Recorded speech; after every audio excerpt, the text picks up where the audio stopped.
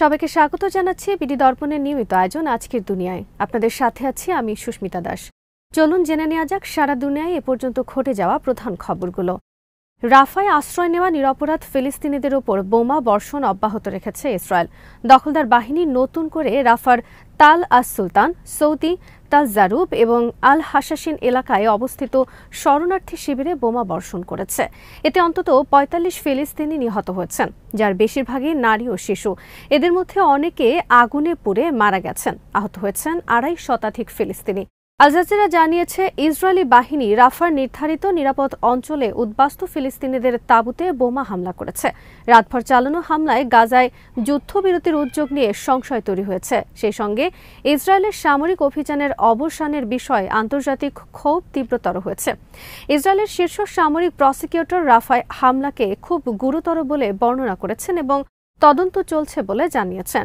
Israeli সামরিক বাহিনী নিশ্চিত করেছে যে তারা ক্যাম্পে হামলা চালিয়েছে এবং বলেছে এটি হামাস যোদ্ধাদের লক্ষ্য করে করা হয়েছে। ইসরায়েলি বোমা বর্ষণের কারণে রাফায় থাকা মাত্র ২টি হাসপাতালের একটি কুয়েতি হাসপাতাল বন্ধ হয়ে গেছে। হাসপাতালের পরিচালক এক বিবৃতিতে বলেছেন, ইসরায়েলি বোমা বর্ষণে হাসপাতালের ২ মেডিকেল স্টাফ মারা যাওয়ার পর বাধ্য হয়েই হাসপাতালটি বন্ধ করা হয়। গত বছরের ৭ অক্টোবর থেকে গাজায় ইসরায়েলের যুদ্ধে কমপক্ষে ৩৬,০৫০ জন ফিলিস্তিনি প্রাণ হারিয়েছেন।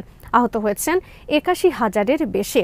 টিআরটি ওয়ার্ল্ড জানিয়েছে, দক্ষিণ গাজার রাফা শহরের একটি উদ্বাস্তু শিবিরে ইসরায়েলি বোমা বর্ষণে অন্তত ৪৫ জন নিহত এবং ২৫০ জনের বেশি আহত হয়েছেন। এ ঘটনায় জাতিসংঘ নিরাপত্তা পরিষদ একটি জরুরি বৈঠক ডেকেছে। কূটনীতিকরা বলেছেন, আলজেরিয়া এই রুদ্ধদ্বার বৈঠকের অনুরোধ করেছিল। জাতিসংঘের মহাসচিব অ্যান্তোনিও গুতেরেস গাজার দক্ষিণাঞ্চলীয় শহর রাফায় ইসরায়েলি হামলার নিন্দা করেছেন। তিনি বলেছেন, এই হামলায় অনেক নিরপরাধ বেসামরিক লোক মারা গেছে, যারা শুধুমাত্র চলমান মারাত্মক সংঘাত থেকে বাঁচতে নিরাপদ আশ্রয় খুঁজছিল। তিনি আরও বলেন, গাজায় কোনো নিরাপদ স্থান নেই। এই ভয়াবহতা অবশ্যই থামাতে হবে। এছাড়া পাকিস্তান, সৌদি আরব, অস্ট্রেলিয়া ও অন্যান্য দেশ বেসামরিক মানুষের উপর এই বোমা বর্ষণের নিন্দা জানিয়েছে। লুক্সেমবার্গ ও বেলজিয়াম ফিলিস্তিনিদের কার্যকর স্বীকৃতি দাবি করেছে। তবে ইসরায়েলের প্রধানমন্ত্রী বেঞ্জামিন নেতানিয়াহু আশ্রয় শিবিরে ইসরায়েলি বাহিনীর ভয়াবহ হামলাকে মর্মান্তিক দুর্ঘটনা বলে উল্লেখ করেছেন। একই সঙ্গে তিনি বলেছেন, গাজায় অভিযান বন্ধের কোনো পরিকল্পনা তার নেই। ফিলিস্তিনের অবরুদ্ধ গাজা উপত্যকায় ইসরায়েলের চলমান হত্যাযজ্ঞের মধ্যেই এবার রাফা সীমান্ত ক্রসিং এলাকায় মিশর ও ইসরায়েলি সেনাদের মধ্যে গোলাগুলি হয়েছে। এতে এক মিশরীয় সেনা নিহত এবং আরও কয়েকজন আহত হয়েছেন। তবে এই ঘটনায় কোনো ইসরায়েলি সেনা হতাহত হয়নি। আল জাজিরা সহ আন্তর্জাতিক গণমাধ্যমগুলো জানিয়েছে, সোমবার দক্ষিণ গাজার রাফা সীমান্ত ক্রসিং এলাকায় এই ঘটনা ঘটে। ইসরায়েলি সামরিক সূত্রের বরাত দিয়ে সংবাদ মাধ্যম ওয়াইনেট বলেছে, গাজা মিশর সীমান্তে ভয়াবহ গোলাগুলির জন্য মিশরকে দায়ী করেছে ইসরায়েল। ইসরায়েলি গণমাধ্যমের খবর অনুযায়ী রাফা সীমান্ত ক্রসিংয়ে ইসরায়েলি সেনাদের দিকে লক্ষ্য করে প্রথমে গুলি করে মিশরীয় সেনারা। এরপর পাল্টা গুলি চালিয়ে জবাব দেয় ইসরায়েলি সেনারা। এতে একজন মিশরীয় সেনা নিহত এবং আরও কয়েকজন আহত হয়েছেন। গাজা সীমান্তে গোলাগুলির বিষয়টি নিশ্চিত করে ইসরায়েলি প্রতিরক্ষা বাহিনী বলেছে, এই ঘটনার পর তারা মিশরের সঙ্গে যোগাযোগ করছে। ইসরায়েলের পর রাফা সীমান্তে গোলাগুলির বিষয়টি নিশ্চিত করেছে মিশরও। এই ঘটনায় তাদের এক সেনা নিহত হয়েছে বলেও জানিয়েছে কায়রো। মিশরীয় সামরিক বাহিনী এক বিবৃতিতে বলেছে, রাফা সীমান্ত এলাকায় গোলাগুলির ঘটনায় আমাদের একজন সেনা শহীদ হয়েছেন। মিশরীয় সশস্ত্র বাহিনী এই ঘটনা নিয়ে উপযুক্ত কর্তৃপক্ষের মাধ্যমে তদন্ত পরিচালনা করছে। তবে বিবৃতিতে একবারের জন্য ইসরায়েলের নাম উল্লেখ করা হয়নি। গাজায় গণহত্যা চালানোর অভিযোগ এনে ইসরায়েলের বিরুদ্ধে আন্তর্জাতিক বিচার আদালতে দক্ষিণ আফ্রিকা যে মামলা করেছে তাতে যোগ দেওয়ার ঘোষণা দিয়েছে মিশর। দেশটির পররাষ্ট্র মন্ত্রণালয় গত ১২ মে জানিয়েছে, ইসরায়েলি বাহিনী গাজা উপত্যকায় বেসামরিক ফিলিস্তিনিদের হত্যা, বেসামরিক অবকাঠামো ধ্বংস করছে, আন্তর্জাতিক অপরাধ আদালতের অন্তর্বর্তী আদেশ অমান্য করছে। এ কারণে কায়রো ইসরায়েলের বিরুদ্ধে অবস্থান নিচ্ছে। বিশ্লেষকরা মনে করছেন, মিশরের এই ঘোষণা ১৯৭৯ সালে ইসরায়েলের সঙ্গে স্বাক্ষরিত ক্যাম্প ডেভিড শান্তি চুক্তি থেকে বেরিয়ে আসার আভাস, আর তাতেই খেপেছে ইসরায়েল। ১৯৭৯ সালে মিশরের সঙ্গে হওয়া ক্যাম্প ডেভিড শান্তি চুক্তির মাধ্যমে ইসরায়েল প্রথম কোনো আরব দেশের সঙ্গে কূটনীতিক সম্পর্ক গড়ে তোলার সুযোগ পায়। এছাড়া মধ্যপ্রাচ্য তথা উত্তর আফ্রিকার মুসলিম সংখ্যাগরিষ্ঠ জনসংখ্যার দেশগুলোর সঙ্গে ইসরায়েলের সম্পর্ক গড়ে তোলার যোগসূত্র বলা হয় মিশরকে। সৌদি আরবের পররাষ্ট্রমন্ত্রী প্রিন্স ফয়সাল বিন ফারহান বলেছেন, স্বাধীন ফিলিস্তিনের অস্তিত্ব ছাড়া ইসরায়েলেরও অস্তিত্ব থাকতে পারে না। 1967 সালের সীমানা অনুযায়ী স্বাধীন ফিলিস্তিন রাষ্ট্র প্রতিষ্ঠার বিষয়টিও পুনর্ব্যক্ত করেছেন তিনি। দ্য ক্রাডল জানিয়েছে, রোববার বেলজিয়ামের রাজধানী ব্রাসেলসে ইউরোপীয় ও আরব পররাষ্ট্রমন্ত্রীদের সঙ্গে বৈঠকের পর সংবাদ সম্মেলনে এমন মন্তব্য করেন সৌদি পররাষ্ট্রমন্ত্রী। ফয়সাল বিন ফারহান বলেন, একমাত্র স্বাধীন ফিলিস্তিন রাষ্ট্র প্রতিষ্ঠার মাধ্যমে ইসরায়েলের নিরাপত্তা নিশ্চিত হতে পারে, কিন্তু আমাদের কাছে খুবই উদ্বেগের বিষয় হলো ইসরায়েল দ্বিরাষ্ট্রীয় সমাধানের বিষয়টি স্বীকারই করে না। তিনি বলেন, আমরা আশা করি ইসরায়েলের নেতারা বুঝতে পারবেন যে ফিলিস্তিনি কর্তৃপক্ষকে শক্তিশালী করা শুধু নয়, বরং 1967 সালের সীমানা অনুযায়ী একটি ফিলিস্তিন রাষ্ট্র প্রতিষ্ঠা করার উদ্দেশ্যে আন্তর্জাতিক সম্প্রদায়ের সঙ্গে একমত হয়ে কাজ করা তাদের স্বার্থের জন্যই ভালো হবে। এর আগে চলতি বছরের ফেব্রুয়ারিতে সৌদি আরব যুক্তরাষ্ট্রকে স্পষ্টভাবে জানিয়ে দিয়েছিল, স্বাধীন ফিলিস্তিন রাষ্ট্রের স্বীকৃতি ছাড়া তারা ইসরায়েলের সঙ্গে কোনো ধরনের সম্পর্ক স্থাপন করবে না। দেশটির সরকারি বার্তা সৌদি প্রেস এজেন্সিতে প্রকাশিত এক বিবৃতিতে বলা হয়েছিল, পূর্ব জেরুজালেমকে রাজধানী মেনে 1967 সালের সীমানা অনুযায়ী একটি স্বাধীন ফিলিস্তিন রাষ্ট্র গঠন ছাড়া সৌদি আরব ইসরায়েলের সঙ্গে কোনো কূটনৈতিক সম্পর্ক স্থাপন করবে না।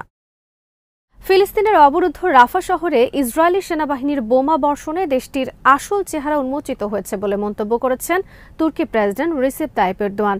ইসরায়েলি প্রধানমন্ত্রী বেঞ্জামিন নেতানিয়াহুকে বর্বর বলে অভিহিত করে তাকে বিচারের আওতায় আনার অঙ্গীকার করেছেন তিনি। নেতানিয়াহু স্লোবোদান মিলোসেভিচ, রাদোভান কারাদজিক ও অ্যাডলফ হিটলারের মতো গণহত্যাকারীদের অনুকরণ করেছেন বলেও মন্তব্য করেন তুর্কি প্রেসিডেন্ট। টিআরটি ওয়ার্ল্ড জানিয়েছে, সোমবার রাফা শহরে ইসরায়েলি হামলার সমালোচনা করে এরদোয়ান বলেছেন, আন্তর্জাতিক আদালতের আদেশের পরও রোববার রাফায় করা হামলা সন্ত্রাসী রাষ্ট্রটির বিশ্বাসঘাতক এবং নিষ্ঠুররূপই প্রকাশ করেছে। এরদোয়ান বলেন, বিদ্বেষপূর্ণ নেতানিয়াহু এবং তার খুনি নেটওয়ার্ক ফিলিস্তিনি প্রতিরোধ গোষ্ঠীকে পরাজিত করতে ব্যর্থ হয়েছে, তাই গণহত্যা চালিয়ে ক্ষমতা দখলের চেষ্টা করছে তারা। নেতানিয়াহু যুদ্ধাপরাধীদের অনুকরণ করেন উল্লেখ করে এরদোয়ান বলেন, নেতানিয়াহু সাবেক যুগোস্লাভিয়ার শক্তিশালী নেতা স্লোবোদান মিলোসেভিচ, গণহত্যার দায়ে দোষী বসনিয়ান হার্জেগোভিনার রাজনীতিবিদ রাডোভান কারাদজিক এবং প্রয়াত জার্মান স্বৈরশাসক অ্যাডলফ হিটলারকে অনুকরণ করছেন। তাদের মতো বিলাপ করা ছাড়া আরও কিছুই করতে পারবেন না তিনি।